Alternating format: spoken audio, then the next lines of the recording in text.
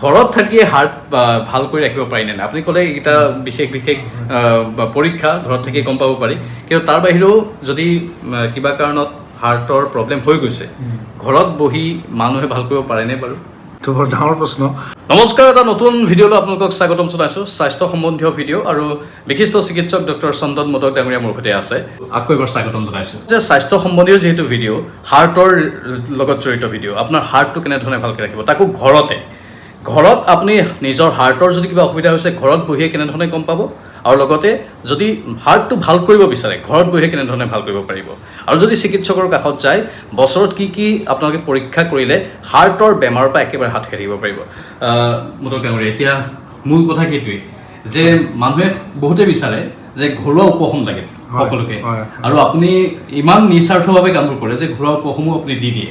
সেইটো বৰ ডাঙৰ কথা ডক্টৰ হিচাপে আপুনিতো ক'ব পাৰিলেহেঁতেন চেম্বাৰতে আহক চেম্বাৰত আহিব লাগিব বিশেষ অৱস্থাত কিন্তু তাৰ বাহিৰেও ঘৰত থাকি মানুহে হাৰ্টৰ প্ৰব্লেমবোৰ কেনেধৰণে ধৰা পেলাব পাৰে হয় আচলতে হাৰ্টৰ যিবোৰ মুখ্য বেমাৰ বৰ্তমান বেছিকৈ যিবোৰ বেমাৰ দেখা গৈছে সেইবোৰ মানুহ ঘৰত থাকিয়ে গম পাই যায় ডায়েগনচিছটো ঘৰতে হ'ব কাৰণ যেতিয়া তেওঁলোকে নিজে গম পাব যে এইকেইটা চিমটম হ'লে বা এনেকুৱা ধৰণৰ হ'লে এইবোৰ বেমাৰ হ'ব পাৰে তেতিয়া তেওঁলোকে নিজে গম পাব কেনেকৈ ফৰ এক্সাম্পল দিছোঁ মানুহ এজনে ধৰক আমি যেনেকৈ বেডমিণ্টন খেলোঁ সদায় বেডমিণ্টন খেলি আছে বা খোজকাঢ়ে বা কাম বন কৰে চাইকেল চলায়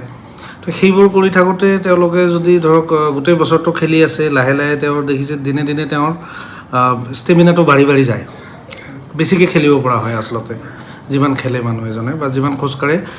তেওঁৰ ষ্টেমিনাটো কমিব নালাগে যদি এজন মানুহে দেখা পাইছে যে যোৱা একমাহে লাহে লাহে তেওঁ পৰা নাই ভালকৈ দেখোন খেলিবই নোৱাৰে অলপমান খেলিলে ভাগৰ লগা হৈছে বা বাকী চিমটমবোৰতো আমি কৈ যাওঁ মাজে মাজে কৈছোঁৱে যে বুকুখন হেঁচা মাৰি ধৰিছে বা উশাহ লোৱাত কষ্ট হৈছে বা ঘামি গৈছে তেনেকুৱা ধৰণৰ চিমটম যদি দেখা যায় আপুনি গম পাব যে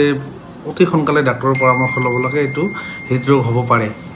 গতিকে আপুনি মোৰ এডভাইচ হ'ল একমাত্ৰ আৰু খুব দৰকাৰী এডভাইচ সেইটো হ'ল যে ঘৰত আপুনি ডেইলি খোজকাঢ়ক বা এক্সাৰচাইজ কৰক তাতকৈ ভাল মানে পৰীক্ষা নাই এইটো এক ধৰণৰ পৰীক্ষা টেষ্ট বুলিয়ে ধৰি ল'ব পাৰি নিজে আপুনি ঘৰতে এক্সাৰচাইজ কৰিব লাগে ছেকেণ্ড কথাটো হ'ল আপোনাৰ নলেজটো আপুনি পঢ়া শুনাও কৰিব লাগে বা এইবোৰ আমি যেনেকৈ ইউটিউবত এনেকৈ শ্বেয়াৰ কৰি আছোঁ বা নলেজটো মানুহ বনাব লাগে যে কি কৰিলে ভাল হাৰ্টৰ কাৰণে কি কৰিলে বেয়া খাদ্যৰ ক্ষেত্ৰত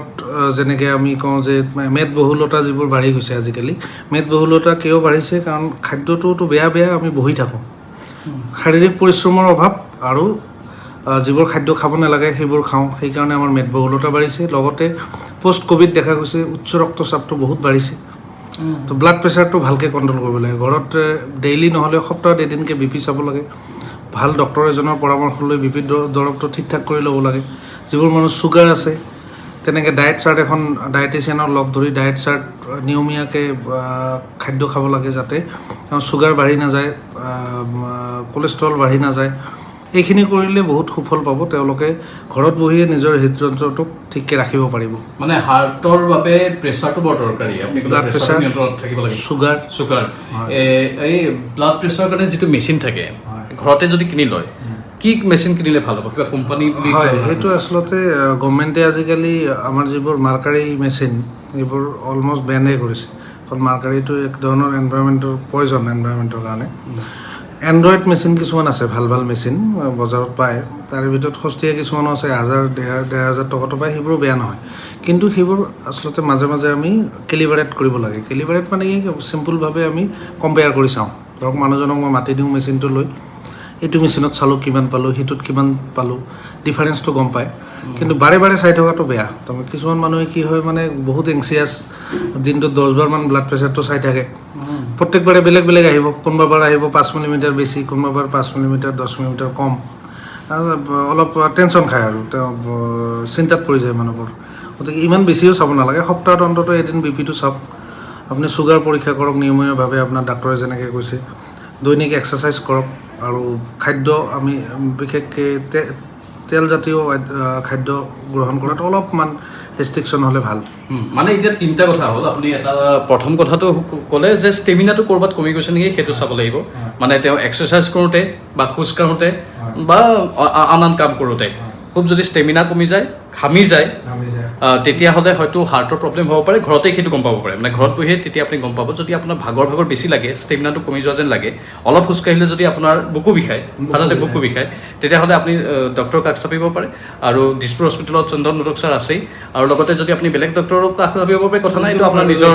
আপোনাৰ কাষত যদি অসমৰ আন প্ৰান্তত চাইছে, ঘৰৰ কাষত হ'লেও কথা নাই। লগতে তেওঁ নলেজটো লাগিব। আৰু তৃতীয়তে আপুনি ক'লে যে BP মেচিনটো ঘৰত ৰখাটো দৰকাৰ, আৰু সপ্তাহত এদিনকে চালেই ভাল। মানে যিবোৰ মানুহৰ উচ্চ ৰক্তচাপ আছে, সাধাৰণতে দেখা গৈছে কমন, ঘৰত এজন মানুহৰ ব্লাড প্ৰেছাৰ থাকিবই হাই, ইমান কমন হৈছে ব্লাড প্ৰেছাৰটো, আৰু সেইটো সাধাৰণতে নেগলেক্ট কৰা যায়। বেছিভাগ মানুহে কি ভাবে যে দৰৱ ডক্টৰে দিছে, মই খালোঁ একমাহ, কোৰ্চটো কমপ্লিট হ'ল, গতিকে মোৰ BP ঠিক এতিয়া। সেইটো ভুল ধাৰণা। ব্লাড প্ৰেছাৰ, চুগাৰ বা এনেকুৱা ধৰণৰ কিছুমান বেমাৰ আছে, কলেষ্ট্ৰল, যিবোৰ আপুনি একমাহ দুমাহ দৰৱ খাই কেতিয়াও ঠিক কৰিব নোৱাৰে। এটা কথা কি, লাইফষ্টাইল মডিফাই কৰি কিছুমানত ঠিক হৈ যায়। আপোনাৰ যদি ওজন বেছি আছে বোলে, আপুনি 100 কেজি ওজন আছিল, এতিয়া মই 70 কেজি হ'লোঁ, 30 কেজি কমাই দিলোঁ, হয়তো আপোনাক দৰৱ নালাগিবও পাৰে, এইটো বেলেগ কথা। সেই তাৰ কাৰণেও BPটো চাই থাকিব লাগিব যে টেবলেট খালে দেখোন BP বেছিকৈ কমে, এতিয়া দৰৱটো মই বন্ধ কৰিব পৰা হৈছোঁ।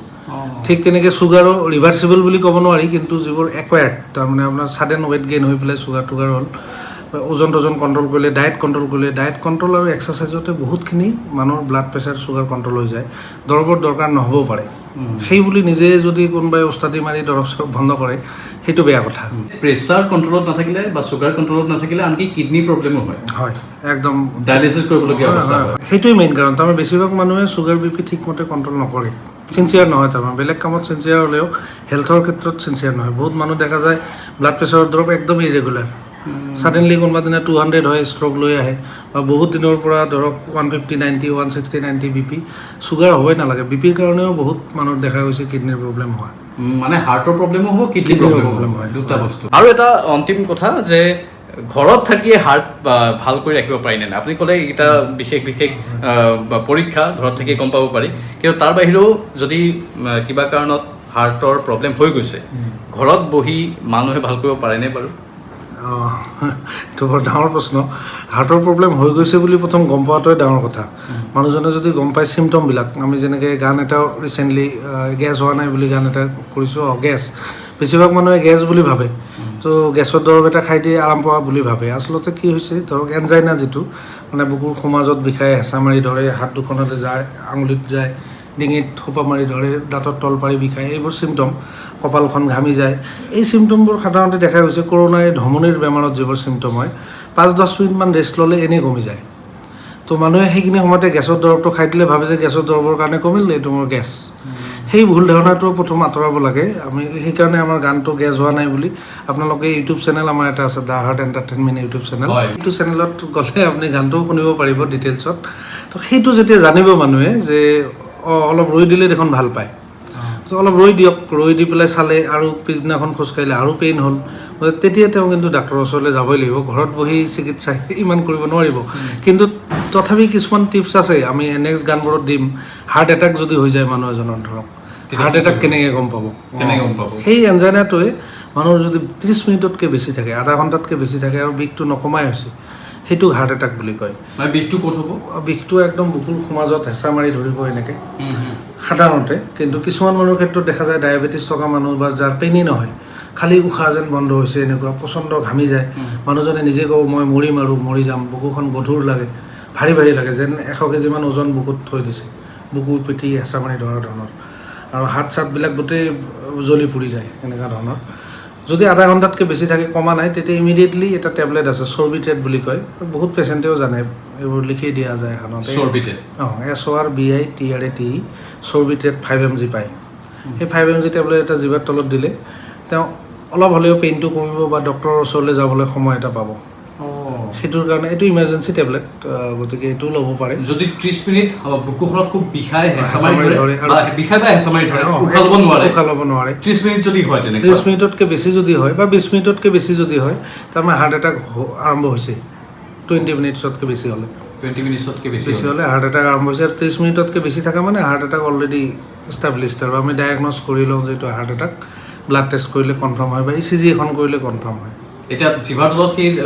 চৰ্বিটেট 5 mg টো ল'লে লগে লগে যদি আৰাম পায় তাৰমানে হাৰ্ট এটাকটো ৰক্ষা কৰিল বা হাৰ্ট এটাক হোৱা নাই এতিয়াও জাষ্ট ৱাৰ্নিং টেবলেটটো লৈ কিন্তু হস্পিটেলতো আহিব লাগিব বা সেইখিনি টেবলেট লোৱাৰ আগতে বিপিটো চোৱাটো দৰকাৰ কাৰণ এই টেবলেটটোৱে ব্লাড প্ৰেছাৰো কমায় বিপিটো যদি নৰ্মেল থাকে ল'ব পাৰে একদম ল' বিপিৰ মানুহক দিব নালাগে আৰু বেলেগ কিবা উপায় আছে নেকি যে হাৰ্ট এটেক আহি গ'ল তেওঁ হস্পিটেললৈ আনিবলৈ যিবা হস্পিটেল দূৰ সেইখিনি সময়ত চৰ্বিটেট টেবলেটটো লোৱাৰ বাহিৰেও আৰু কিবা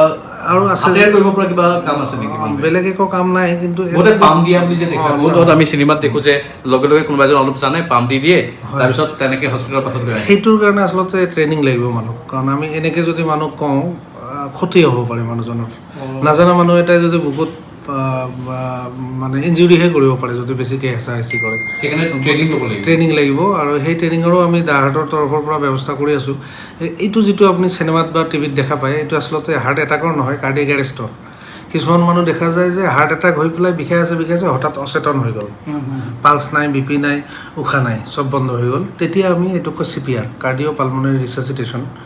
সেইটো কেনেকৈ দিয়ে বা কেনেকৈ কৰিব লাগে তাৰো নিয়ম আছে মানে চাইণ্টিফিক ৱেত কৰিলে ছাকচেছ হ'ব মানে নজনাকৈ কৰিলে অলপ দিগদাৰ হ'ব পাৰে আৰু এইটো কৰি আমি কেতিয়াবা আমাৰ অতিটো এনেকুৱা হয় অপাৰেশ্যন থিয়েটাৰত বা আমাৰ কেতিয়াবা পেচেণ্ট আহিলে ইমাৰ্জেঞ্চিত তেনেকৈ আহে আমি তেনেকৈ কেতিয়াবা আধা ঘণ্টা 1 ঘণ্টালৈকে CPR দি পেচেণ্টক বচাওঁ ভাল কথা কৈছে এইটো তাৰমানে CPRটো দিলে কি হয় হাৰ্টটোৰ পাম্পিং হৈ থাকে উশাহ নিশাহটো চলি থাকে আমি মাউথ টু মাউথ ব্ৰিডিং দিব লগা হয় মানুহটো জীয়াই থাকে তাৰমানে ব্ৰেইনটো জীয়াই থাকে তো ব্ৰেইনক জীয়াই থাকে ৰাখিবৰ কাৰণে এইটো মানে লাইফ ছেভিং প্ৰচিডিঅ'ৰ কাৰ্ডিঅ' পালমনাৰী ৰিচাচিটেশ্যন CPR তো সেই বিষয়ে আমি আৰু ভালকৈ আলোচনা কৰিমেই আৰু ট্ৰেইনিং প্ৰগ্ৰেম এটা কৰিম তাত আপুনিয়ে কৰিব লাগিব গোটেই ভিডিঅ'খিনি অ'কে ট্ৰেইনিং প্ৰগ্ৰেম এটা কৰিব আৰু ভিডিঅ'খিনি মই কৰিম তেনেহ'লে বৰ ভাল কথা এইটো আমাৰ বাবে আমাৰ মোৰ ভিউৱাৰ্ছসকলৰ বাবে আৰু দ্য হাৰ্ট আপোনাৰ ইউটিউব মানে NGO আপোনালোকৰ আৰু লগতে ইউটিউবতো তেওঁলোকৰ চেনেলটো আছে মই ডেছক্ৰিপশ্যনত দি দিম ছাৰে তাত বিশেষকৈ বিনোদনৰ জৰিয়তে কেনেধৰণে মানুহ সুখী থাকিব পাৰে ছাৰে গানো গায় বহুকেইটা গান গাইছে আপুনি আৰু জুবিন গাৰ্গৰ লগত আপুনি একেলগে বহু কামো কৰিছে সেইটো বৰ ভাল কথা আৰু তেওঁ নিজেই নিজকে সুখী কৰি ৰাখে মানে তেওঁ নিজে হাৰ্টৰ ডক্টৰ কিন্তু সুখীও কৰি ৰাখিব লাগিব তাৰ বাবে তেওঁ সেই গানবোৰ নিৰ্মাণ কৰি থাকে গানৰ লিংক মই ডেছক্ৰিপশ্যনত দিম লগতে আপোনালোকে তাত কমেণ্ট কৰিও ছাৰৰ লগত আপোনালোকে কথা পাতিব পাৰে যদি সেই ইউটিউব চেনেলটোত যায় তাত কমেণ্ট কৰি মোৰ আমুক হৈছে তামুক হৈছে ছাৰে তেতিয়া দিহা পৰামৰ্শ দিব হয়তো আপোনাৰ ইউটিউব চেনেলটো মই ডেছক্ৰিপশ্যনত দি দিম আৰু সেই প্ৰশ্নটো হৈছে ECG ইকো বা ট্ৰেডমিল টেষ্ট বছৰত কেইবাৰ কৰিব লাগে কৰি থাকিলে ভাল নেকি বাৰু হয় আচলতে এই বিষয়ে যিটো আমাৰ guideline American college of cardiology বা আমাৰ ইণ্ডিয়ান হাৰ্ট এছ'চিয়েশ্যনৰ গাইডলাইনত ডাইৰেক্ট তেনেকৈ লিখা নাই যে প্ৰত্যেকটো মানুহে বাৰে বাৰে ECG ইকো কৰক নকৰিলেও চলে বেছিভাগ মানুহ মই যিখিনি ক'লোঁ ঘৰত থাকিয়ে যদি গম পায় আপোনাৰ হৃদৰোগ নাই কৰাৰ দৰকাৰেই নাই কিন্তু কিছুমান স্পেচিফিক পপুলেশ্যন আছে হাই ৰিস্ক পপুলেশ্যন যেনেকৈ ধৰক ডায়েবেটিছ থকা মানুহ এটা তেওঁ এটলিষ্ট বছৰত এবাৰ পৰীক্ষা কৰিব লাগে ECG এখন অন্তত বা ট্ৰেডমিল টেষ্ট এটা অন্তত কাৰণ ডায়েবেটিছ মানুহৰ কেতিয়াবা চাইলেণ্টলি হাৰ্ট এটাক হয় বা চাইলেণ্টলি হাৰ্টৰ প্ৰব্লেম হয় ঠিক তেনেকৈ যিবোৰ হাই ৰিস্ক প্ৰফেশ্যনত থাকে বহুত ষ্ট্ৰেছফুল লাইফ সিহঁতৰো ৰেগুলাৰ চেকআপ কৰাটো দৰকাৰ ধৰক যেনেকৈ পাইলট এজন তেওঁলোকৰো মানে যিবোৰ এৰ'প্লেন চলায় বা তেওঁলোকৰো এনুৱেলি আপোনাৰ ECG এখন TMT এটা এইবোৰ কৰাটো দৰকাৰ সেইবোৰত গভৰ্ণমেণ্টৰ গাইডলাইন আছে নৰ্মেল মানুহ এজনে যদি আপোনালোকে নিজে সদায় খোজকাঢ়ে সদায় ঠিকে আছে সুস্বাস্থ্যৰ অধিকাৰী বুলি ভাবে আপুনি নিজকে এনেই টেষ্ট কৰি থকাৰ দৰকাৰ নাই কিন্তু যদি আপোনাৰ ডায়েবেটিছ ধৰাত পৰিছে প্ৰেছাৰ আছে শকত হৈছে আপুনি খোজকাঢ়িলে ভাগৰ লগা হৈছে তেনেহ'লেতো বছৰত মিনিমাম একবাৰ আৰু 20 বছৰতকৈ উৰ্ধৰ বছৰত মিনিমাম এবাৰ কোলেষ্ট্ৰল চেক কৰিব লাগে আৰু কাৰ্ডিঅ'লজিষ্ট এজনৰ পৰামৰ্শ ল'ব লাগে যদি এনেকুৱা ধৰণৰ চিমটম থাকে যদি আপোনালোকৰ ভাগৰ অনুভৱ হয় বা আগতকৈ ষ্টেমিনাটো কমিছে খেলা ধূলা নাই আজিকালি বেছিভাগ মানুহৰ মানে কি হৈছে ফিজিকেল শাৰীৰিক পৰিশ্ৰম কম সেইকাৰণে গম নাপায় নিজৰ এছেছমেণ্টটো নিজে কৰিব নোৱাৰে ভাল কথা কৈছে বৰ গুৰুত্বপূৰ্ণ কথা আকৌ এটা নতুন ভিডিঅ'ত আপুনি গুৰুত্বপূৰ্ণ কথাখিনি কৈছে আৰু পৰৱৰ্তী সময়ত এই ট্ৰেইনিঙৰ কথা যে ছাৰে ক'লে আমি ট্ৰেইনিঙৰ অলপ ভিডিঅ' দিবলৈ চেষ্টা কৰিম কেনেধৰণে ট্ৰেইনিং হয় আৰু হাৰ্টৰ পেচেণ্টক কেনেধৰণে আপোনালোকে ৰক্ষা কৰিব পাৰিব তাৰ বাবে অলপ বিশেষভাৱে চালি জাৰি চাই কামবোৰ কৰিব লাগিব কাৰণ স্পৰ্শকাতৰ বিষয় হঠাৎ আমি সেই ভিডিঅ'টো দিব নোৱাৰোঁ সেইবাবে চালি জাৰি চাই ভিডিঅ'টো দিম কিন্তু আপোনাক অশেষ ধন্যবাদ জনাইছোঁ ধন্যবাদ আৰু আপোনাৰ ইউটিউব চেনেলটো the heart entertainment channel the heart entertainment channel যিটো মই ডেছক্ৰিপশ্যনত লিংক দি দিম আপোনালোকে চাব পাৰে আৰু তাত ছাৰক প্ৰশ্ন কৰিব পাৰে আপুনি হয়তো উত্তৰ দিব আশা কৰিছোঁ সময় পালে ধন্যবাদ জনাইছোঁ বিদায় লৈছোঁ নমস্কাৰ